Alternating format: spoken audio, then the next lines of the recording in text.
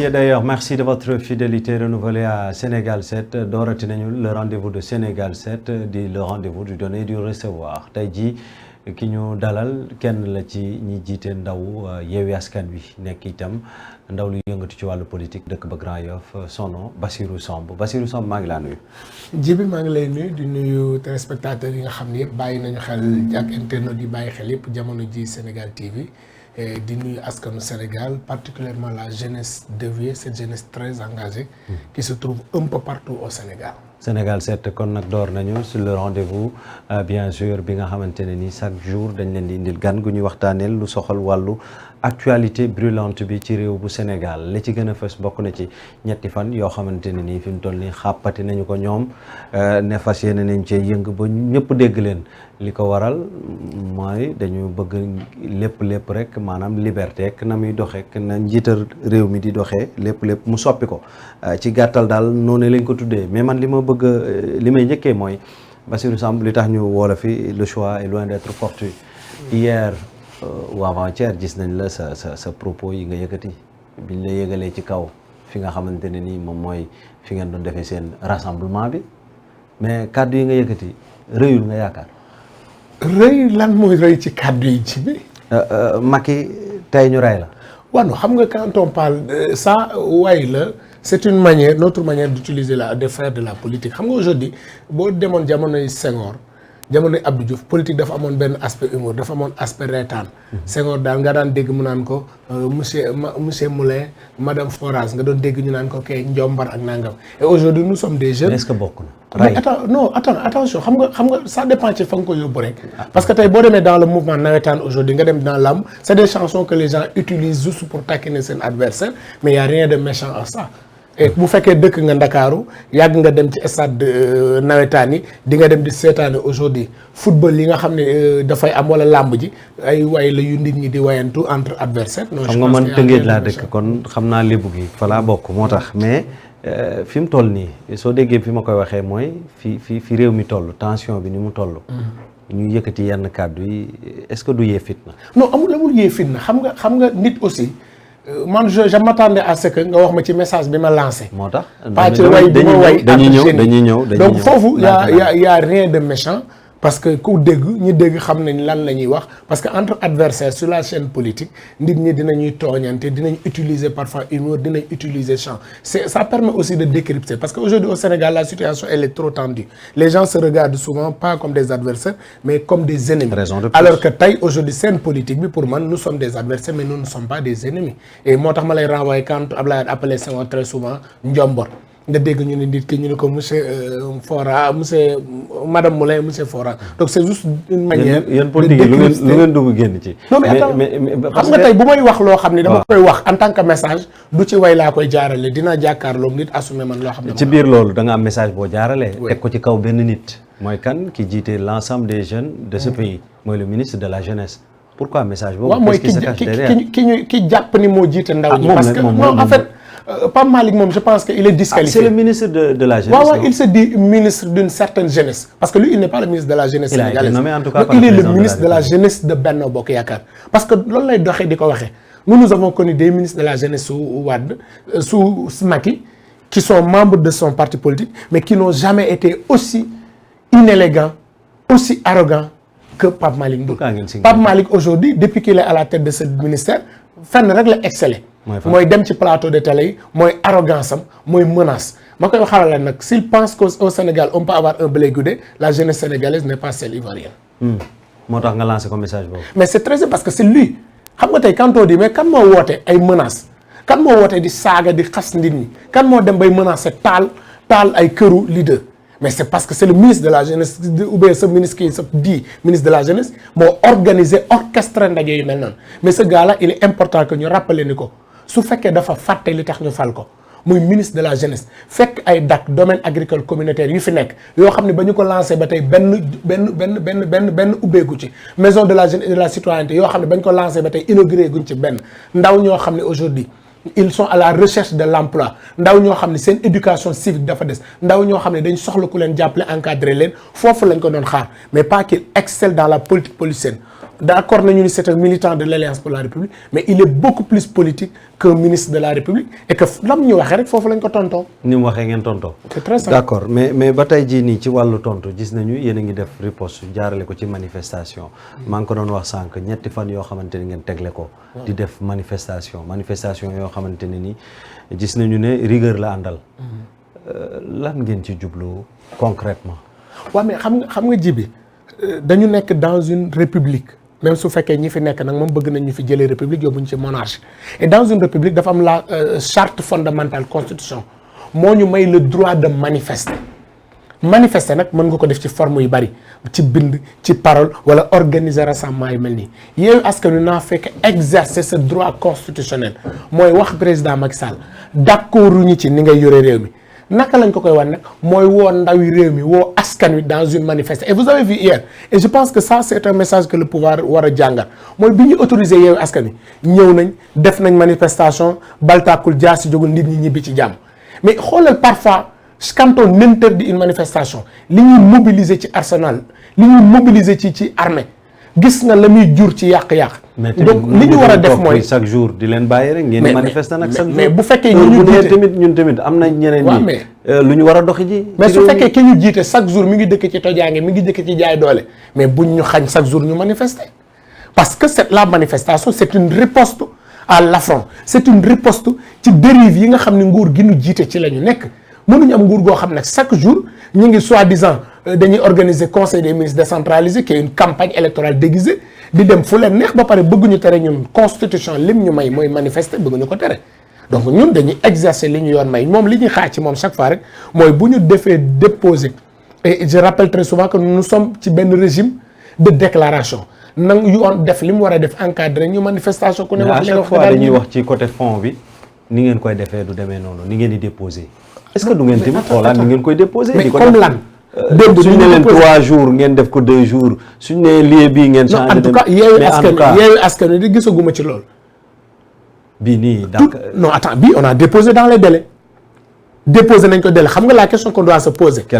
dañu ni tey boo déposé dans les délais le pouvoir daf la war a réagir répondre imagine démb bu ci jour manifestation 11h ci lañ jot déclaré ci lañ jot notification mais su fekkoon daf ko interdit démb alors que ñun amoon nañ possibilité saisir juge des référés naka lañ koy saisir alors que yoon daf ni boo ko bindee daf la war a tontu au moins la veille pour que bu la interdire nga mën a saisir juge bi ni ko ñun ko d'accorduñ ci interdiction préfet bi mais tu déposes une demande dans les délais respecter forme bi ki la war a tontu bàyyi la ba ci jour bi ci bëccëg gi mu soog la andil ni la am na autorisé naa manifestation je pense que bu ñuy wax une forme de violence bii tamit ci forme de violence la forme d'injustice boo xam ni le pouvoir à travers l'administration territoriale ñu ngi koy subir aux militants de Yewwi Askan Wi. puisque vous parlez d'injustice là damay bàyyi tuuti mais en attendant man li ma bëgg xam mooy lan moo war a nekk attitude opposition fi mu toll nii ci situation bu tendu bi nga xamante ni moom la Sénégal di dund jamono ci attitude opposition bi lan la war a nekk. xam nga man la question bi ma doon xaar mooy lan mooy nekk attitude pouvoir. ñoom ñaar ñëpp mais yow comme nga yaa fi teewal opposition. yow laa xam nga ñun yàlla dafa dogal bi ñu demee élection Sénégal donte contesté woon nañ mais nee nañ Macky Sall moom lañ fal muy président de la République. loolu dëgg la dénk ko armée dénk ko police dénk ko gendarmerie jox ko décret jox ko kees gi kooku moo war a xoolaat toogi na.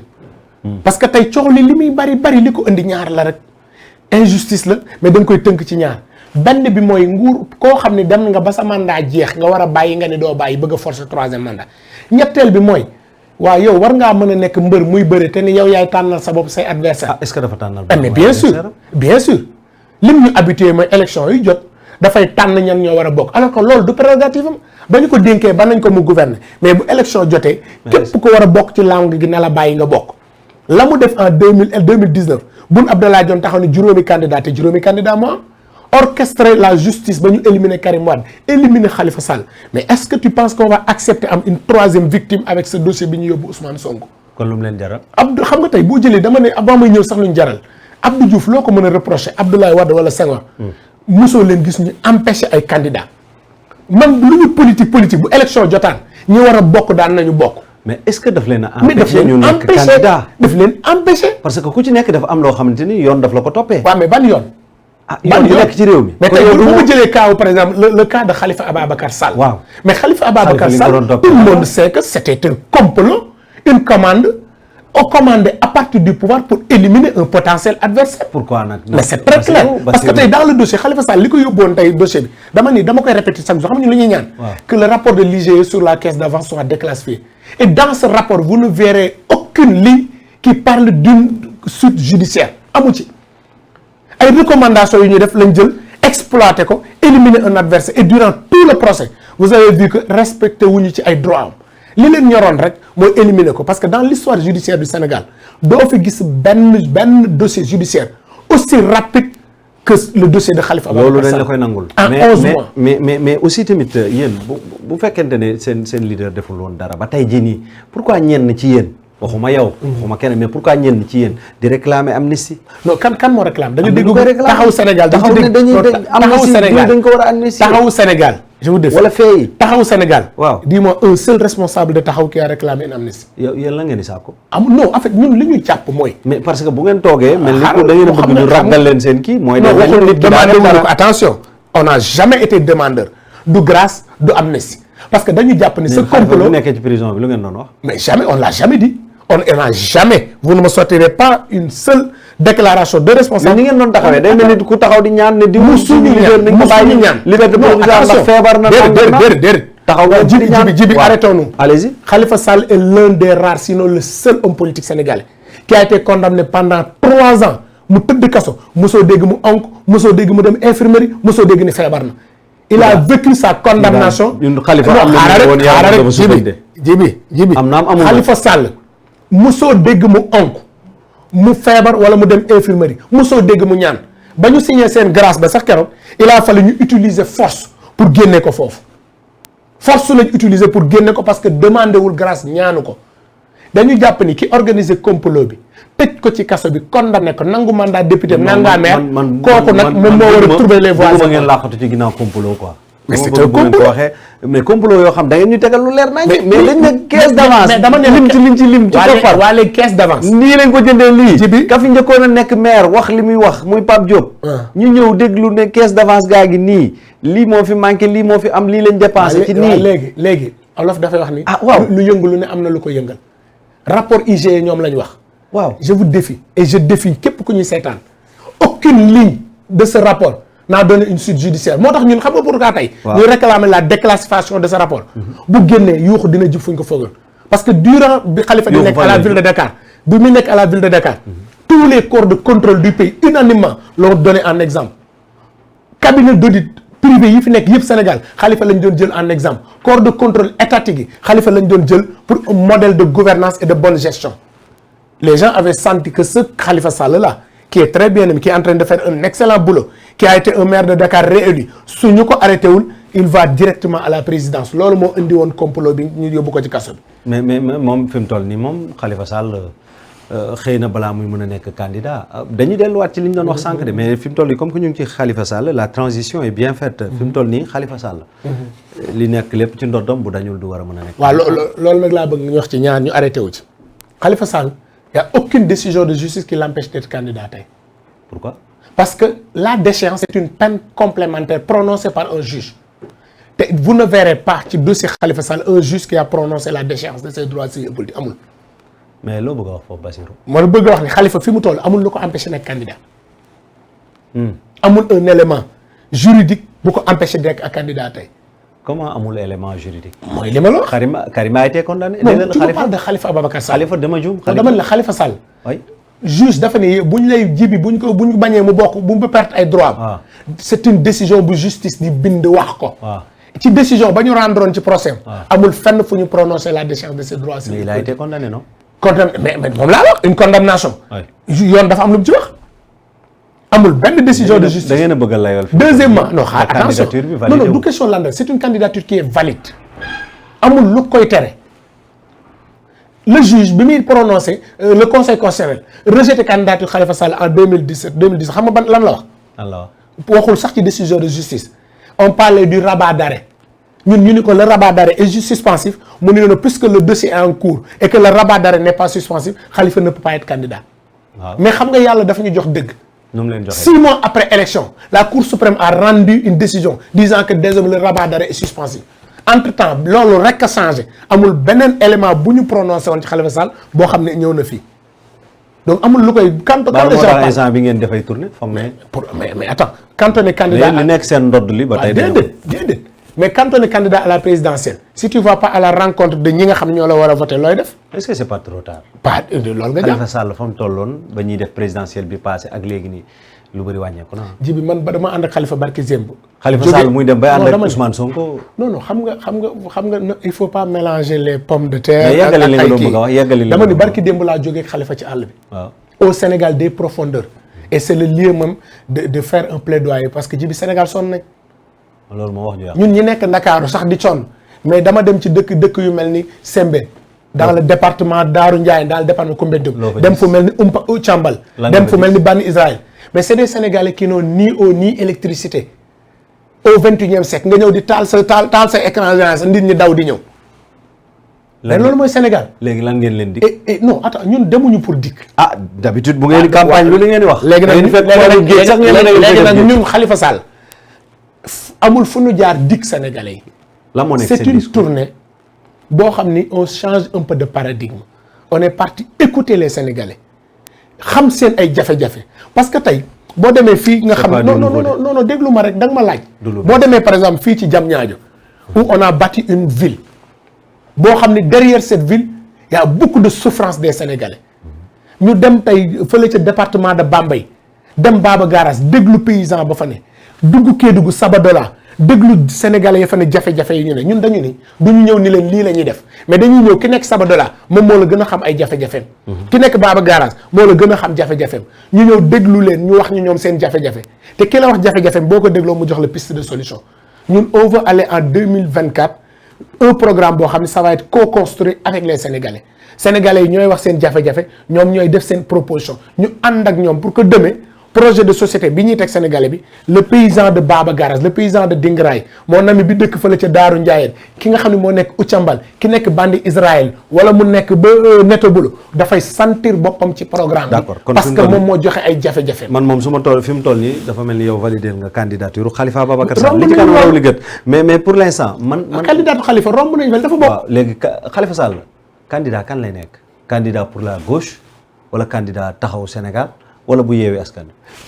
d'abord ma terminer ci fi nga mujjee Yewwi Askan Wi moom la question elle est réglée Yewwi a dit pour la présidentielle. c'est la non attention lu tas démb kañ gis nga fee ndax tas na. ñëpp dañu ñëwoon tas na. tous les leaders étaient là-bas. Yewwi tas na de. non yaa ko tas sana. man tasuma ko. déet yaa ko tas boo ko bëggee tas kañ wax ma. Yewwi tasul. yaa ko tas. Yewwi tas na te Yewwi moo yëngal démb Sénégal.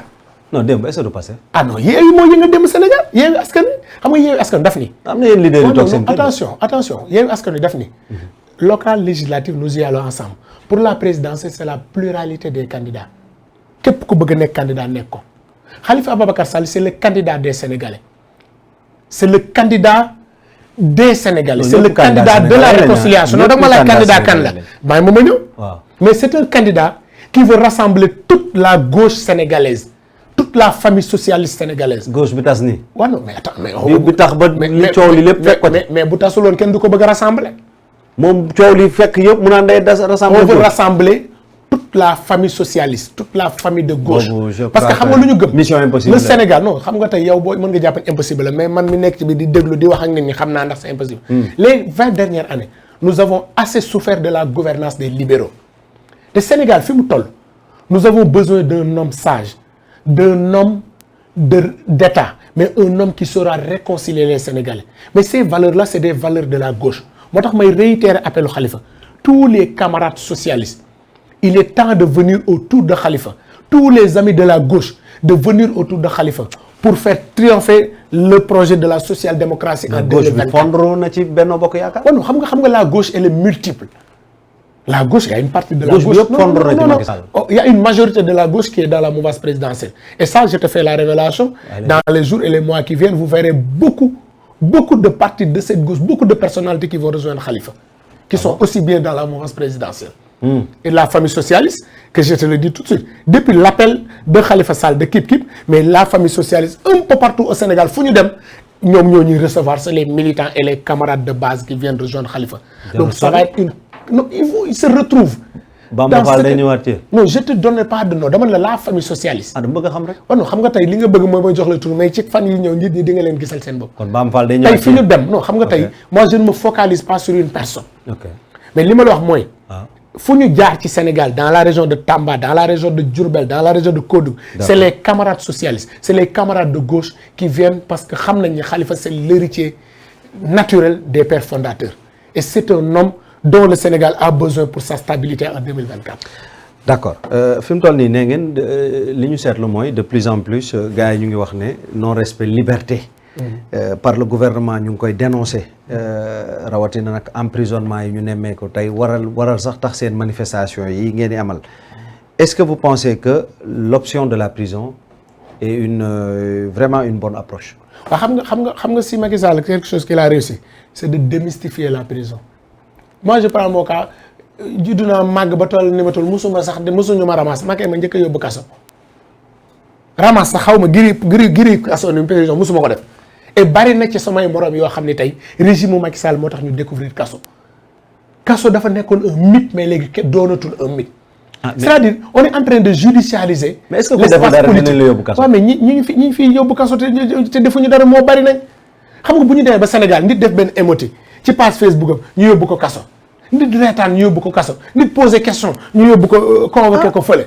mais man mii maa ngi lay laaj. maa ngi laaj pour bokk ci nguur est-ce que laaj yeeg. émotique ko yooyu noonu ngay wax yëpp est-ce que loolu. on est en train de judiciariser l'espace public alors que tey homme politique amul lu dul espace public poser ay questions wax xalaatam mais tey nga jàpp ni Pape Ndiaye mais ñu jàpp tëj ko ci kaso bi teg nañ ko yoon ton collègue Pape Ndiaye en journaliste nga jàpp ni Cheikh Hadjibou Soumaré poser juste des questions war nañ cee yóbbu nit war nañ cee placer nit contrôle judiciaire ñoom Massata Samb Mamadou Niang député yooyu ñu yóbbu kaso ñoom Ousmane Diagne toutes ces personnes là léegi daal yow il suffit juste rek nga wax sa xalaat rek d'accord ñu tëj la ci kaso bi. d'accord léegi kon nooy analyser liberté ci Sénégal. mais c'est des libertés qui sont en recul. Sénégal léegi dañu nga toog fii wax li nga sentir. nga ne mën naa génn xoolal man pour un pays démocrate man mii di wax ak yow mën naa génn léegi ñu yóbbu ma. parce que ñun ñi nekk ci politique léegi ku ci xëy génn sa kër xam nga loo leen di wax. maa ngi dem mën naa bañ a ñëw. démocratie la li ngeen di def nii ñu nangul leen ngeen di manifester.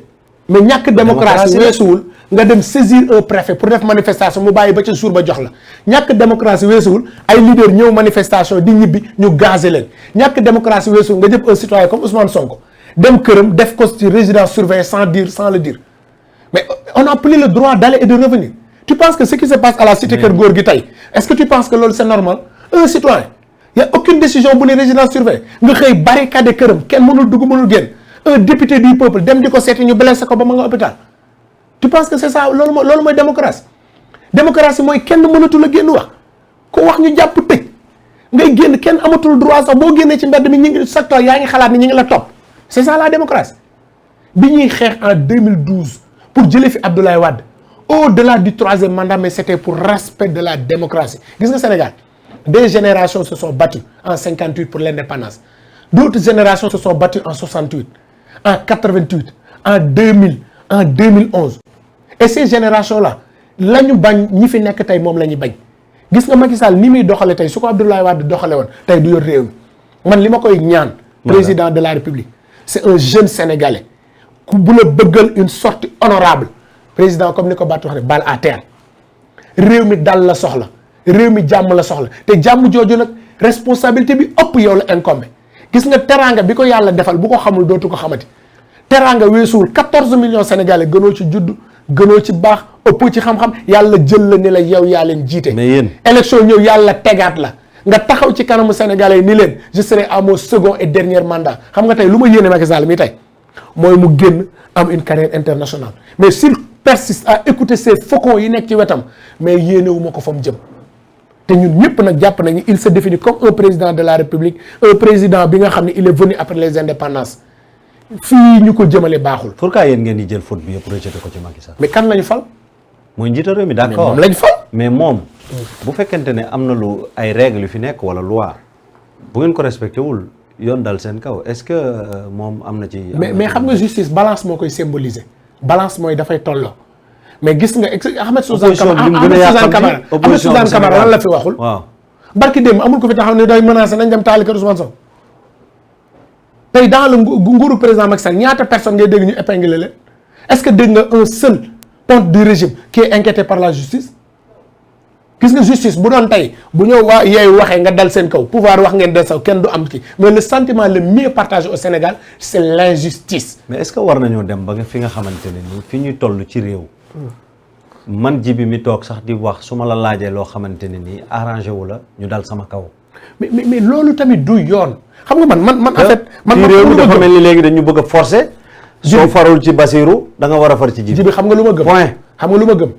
wax naa la ko sànq. parce que loolu tamit du taar réew. wax naa la sànq bi may démarrer. waaw man la on est en train de dénaturer l'espace politique. et qui à qui la faute. non en fait les responsabilités sont partagées.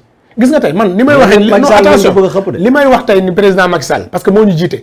mais quand je vois une certaine attitude aussi au niveau de l'opposition dama koy dénoncer.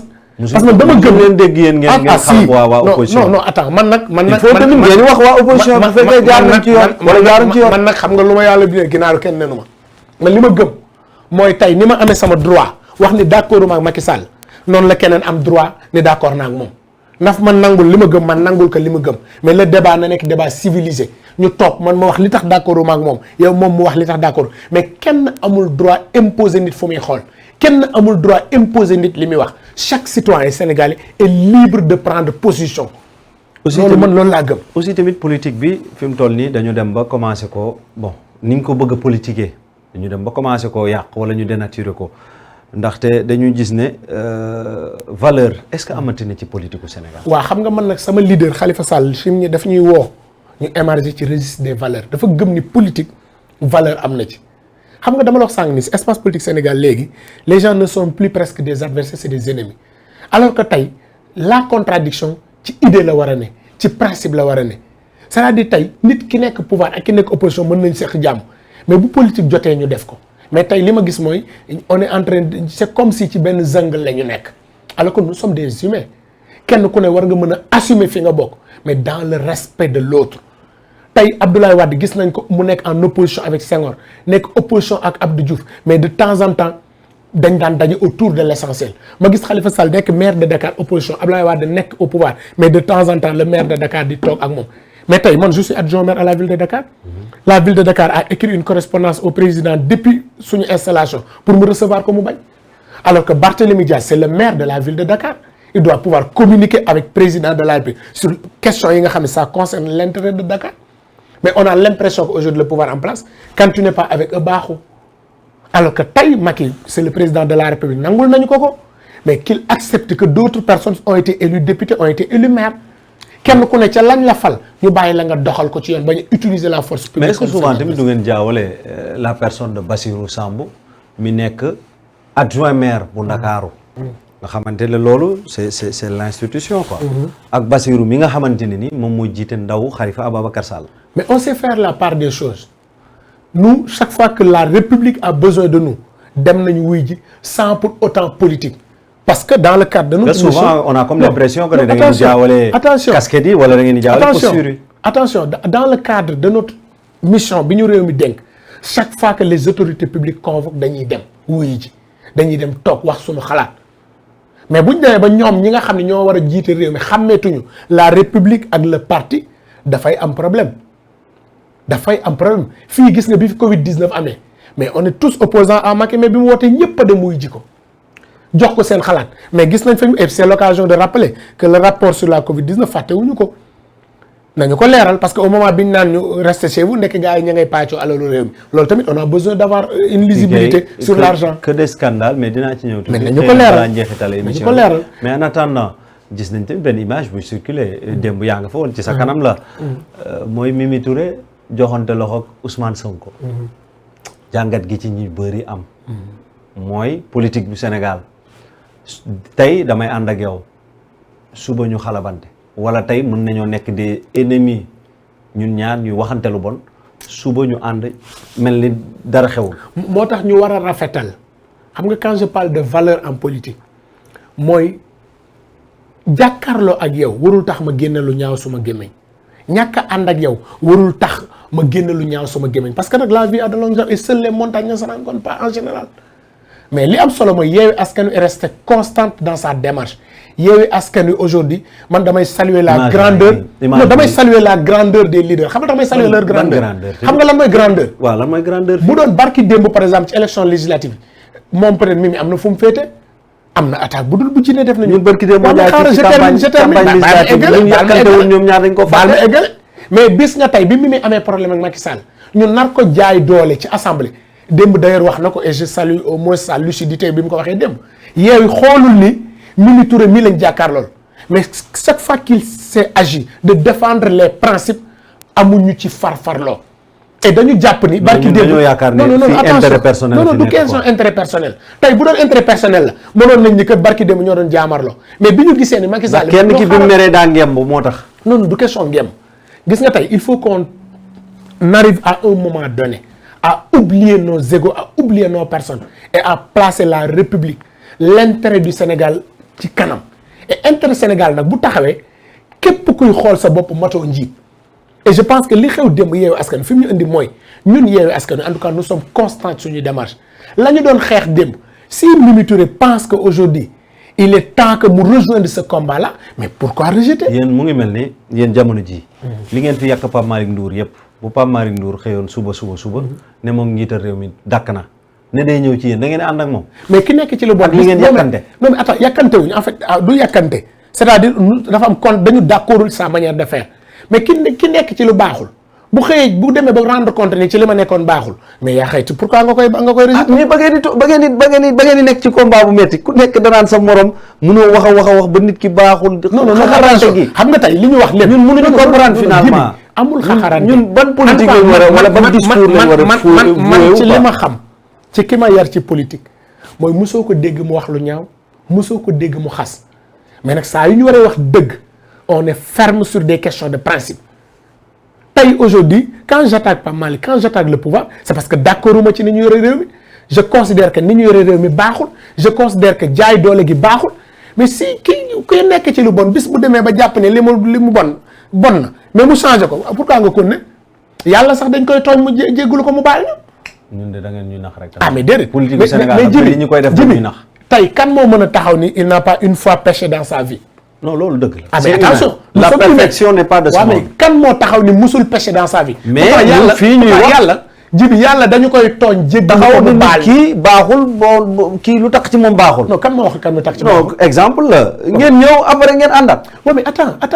te bu ngeen ànd du ngeen ñu indil raison yoo tax. ñu convaincre la République l'intérêt du Sénégal l'intérêt du Sénégal intérêt Sénégal te alors que seen intérêt sacrifice personnel la. gis nga Sénégal moo ëpp bépp sacrifice bu ñu war a def et pour l'intérêt du Sénégal si Mimi Touré pense que aujourd'hui le combat bi Yewwi Askan Wi di mener c'est un combat légitime et que lui-même elle est victime de ce rouleau compresseur mais pourquoi vouloir continuer à dire que Mimi mënuñu ànd moi j'ai pas de problème à ça xam lu ma gëm man nañu tegu ci yoon rek lépp lu ñuy wax démb nañ ko mën a waxaat tey parce que sëñ Abdou Lahad Mbacké Mbamba dama koy répété daf doon wax ni góor dëgg mooy ki kàddu démb méngoo ak jëfi teyam te ñun ñun de lañ doon wax démb la ñuy wax politique gu Sénégal ñun moom da ngay gis nit mu taxaw fii lu ko neex mu wax ëllëg mu mel ni du woon moom mu changé couleur loolu nag mooy li ñu war a changer parce que kon kay xanaa nag d'accord nga ak waa PDS li ñu doxale non xam nga man nag en politique waaw xam nga nag en politique damay nangul nit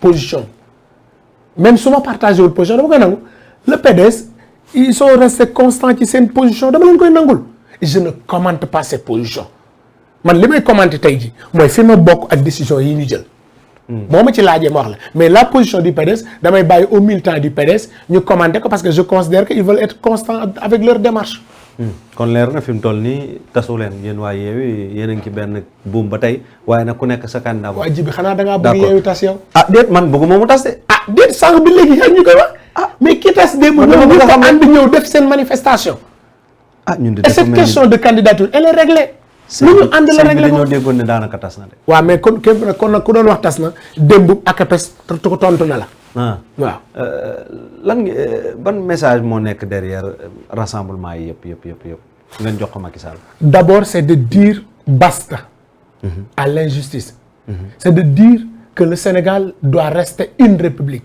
et que ces arrestations arbitraires dafa war a jeex d'accord liberté yi ñuy restreindre dafa war a jeex. mais c'est de dire aussi exiger la libération de tous les détenus politiques mais de dire aussi à Macky Sall. de dire à Macky Sall julli gi ñaari rakka la amul ñett amul ñeent tani ji wasaana na sëlmal rek ñu ñaanalante. ngeen ñaanalante mais lan ngeen di tiit ci candidature Macky Sall. mais tiituñu ci lan la ñu tiit mais on rappelle à Macky des principes. mais principe bi bu fekkee yoon nag daf ko sax. ban yoon moo ko may. nee nañ constitutionnel moom mooy. man de li ma lire ci article 27. nul ne peut faire plus de 2 mandats consécutifs damay wax ni. waaw moom nee na du question non attention du question non xam nga le kii nu mu tudd quinquennat boobu ñuy wax mooy nax sénégalais yi parce que la constitution ne parle pas de durée mais de nombre. xam nga quand on parle de quinquennat ñi ngi ci nombre bi constitution waxul ay quinquennat ay septennat constitution nombre la wax nul ne peut faire plus de 2 mandats consécutifs maanaam kenn mënta def lu ëpp ñaari mandats yu tegloo waxul kenn mënta def ñaari mandats yu 5 wala yu 7 daf ni nul ne peut faire plus de 2 mandats consécutifs. seen manifestation yu bëri yëpp ak ni ngeen lié 3e mandat daf mel na ngeen a ragal waaj ci xel de. kan la ñuy ragal ak lan la ñuy ragal non du question rek xam nga principe. xam nga Macky Sall ko ragalee xel. non lu ñuy ragal ci Macky Sall. man Macky Sall mais attends bu fekkoon nag ku ci ne lu la neex nga def kon yoon soxlaatoo ko ci réew. kon kay moom moo tax mu leen di teg lim leen di teg. lan mooy teg ci lan la ñuy daf leen a bëgg a teg ci yoon. daf ñu bëgg a jaay doole. déedéet du jaay doole. teguñu mais ji bi dama ne la constitution du Sénégal moo ni nul ne peut faire plus de 2 mandats consécutifs waxul 2 mandats de 5 ans xam nga tey nax sénégalais yi ak caaxaan weesul ñi ñuy wax ay 2e quinquennat. d'accord. nañ ma wax fan la constitution bi waxee question wu. yaa ngi doon wax liberté ci question d'actualité yi ndax foofu la ñuy daanaka jeexale mooy liberté de presse nee nañu le Sénégal a été classé 73e mondial maanaam Sénégal a perdu 24 places et occupe la 73e sur 100 mën nañu wax sax ne 180 au classement mondial de la liberté de presse établi par Reporters sans frontières yow communicant nga. lan moo ci sa jàngat. waaw mais li ma doon wax sànq ba léegi rek lii mën na nekk synthèse mooy Sénégal ay xam nga tey li xew ci réew mi Pape Ndiaye par exemple li ñu ko teg ko ci kaso bi fu ñu ko teg Pape Alé Niang li ñu ko teg fu ñu ko teg aujourd'hui c'est-à-dire nous sommes en train de judiciariser l'espace public alors qu'une démocratie par essence elle est animée par la contradiction des idées mais réew moo xam ne da ngay toll foo xam ni ku newul gonga nga tëj ko ci kaso ku newul gonga nga tam ko mais Sénégal romb na foofu et je rappelle au président Macky Sall et ça aussi c'est un appel que je lance moi j'aimerais bien voir un Macky Sall qui quitte l'État du Sénégal mais qui se trouve ailleurs représenter le Sénégal il est encore jeune il ne faut pas qu'il continue d'écouter ces faucons yi koy pousser vers l'irréparable et un 3e mandat c'est l'irréparable en 2011-2012 man yàlla daf ma dimbali ma bokk ci ndaw ña doon nekk place de l'Obélisque ndaw ña doon ne buntu assemblée nationale ndaw ña doon dem place de l'indépendance am na suñu ay camarades yu ñu doon xeexal yoo xam ne tey ñàkk nañ seen bakkan et j'ose croire que le président buggul ñu revivre cette même situation et que tey coow li muy bari Sénégal ñaar rek bu ko Macky waxoon coow li jeex gis nga Macky su ne woon aw ma bëgguma 3e mandat bu ko waxoon rek coow li jeex génn ci idée wu choisir ses candidats ñaar yooyu rek bu ko dindi woon espace politique bi gën a am lisibilité maintenant bu dee dafa bëgg œuvre am continue mais il n'a qu'à choisir un candidat dans sa mouvance kooku nag ñëw jàkkaarloog opposition bi sénégalais yi ñoom ñoo am dernier mot ku ñu taal nga xam ñooy président de la république. dernière question bi mooy Khalifa Sall gars yi nee nañ Macky Sall mënu bëgg a def candidat de. wax boobu de defe naa ni ña koy wax nee naa leen bay boo ñu xool leneen parce que ñun bu ñu soxloon Macky def ñu candidat duñu kenn Benno Bokk Yaakaar ba ñu nekk Benno Bokk Yaakaar on était numéro 2 du parti socialiste bokk ca ñu yóbbu woon tànn mu toog ak Macky Sall bokk ci mairie Dakar ña ko doon jàppale mais wax jooju wax ju yàqu la. yéen kat yéen a ñu gëmloo dans la politique il ne faut jamais dire jamais. non mais en politique mais en 2024 li nga wax léegi ci laa lay tontu dama ne la ñun dañu gëm ay valeur ci politique. d'accord xam nga valeur mooy lan Macky Sall moo jàpp Khalifa Sall kon ko organiser complot ñu tëj ko ci kaso bi. condamné ko nangu mandat député am nangu mandat maire am xañ ko mu bokk élection présidentielle aujourd'hui notre plus grand souhait c'est de mottali yéene mooy ambition bi ñu am Sénégal loolu moo indi mottali yéene bi dem ci Sénégalais yi wax ak ñoom proposer leen une alternance crédible parce que suñu d'accord ak ni Macky Sall ne du ñu génne béy ko c'est parce que jàpp nañ ni mënul jàpp nañ ni dafa delloo réew mi ginnaaw jàpp nañ ni réew mi fi mu toll dañ ko war a teg ci loxo yu sell loxo yu jub loxo yu dal mais surtout un candidat qui saura réconcilier le peuple sénégalais avec elle-même qui va replacer le Sénégal sur les rampes du développement et on pense que Khalifa est le meilleur profil pour ça. Bassirou Samb Sénégal 7 mu ngi lay jaajëfal. maa ngi lay gërëm bu baax a baax Djibi di gërëm internautes yi ñuy seetaan yëpp lépp lu ci dëng la ñu xam ni ndaw lu matu la lu ci baax ñu xam ne suñu borom la mais di ñaanal jàmm ci réew mi parce que nag lu dul jàmm rek jàmm ko gën sama sëriñ bi dañ ko laajoon ni ko ndax am na lu sut jàmm mu ni déedéet jàmm na sut lépp te jàmm jooju nag ki ñu ci njëkk a interpellé mooy le président de la république du Sénégal muy Macky Sall. mu ngi noonu mbokk yi lépp lu ci dëng rek ngeen xam ne ñun la ay doomi aadama yu tekkiwul dara ñoo doon waxtaan rek doon joxe seen xalaat ci ni réew mi toll waaye tamit lépp lu ci jub itam ñoo xam ne yàlla suñu borom moom moo ci jàpp rek ba lépp daal di yemb waaye tamit di gërëm bu baax a baax ñu jàpp ci émission ba mun a daal di yemb yéen itam yéen ñoo seetaan di les internautes ñu ngi leen di nuyu bu baax a baax di leen gërëm ci seen teewlu bi ngeen ànd ak ñun tout est bien qui finit bien on se donne rendez-vous mesdames messieurs ëllëg ci benn numéro rendez-vous de Sénégal 7 mais d'ici là restez branchés scotchés jamais déconnectés sur sénégal7.com merci beaucoup et à demain Inch'Allah. Au revoir.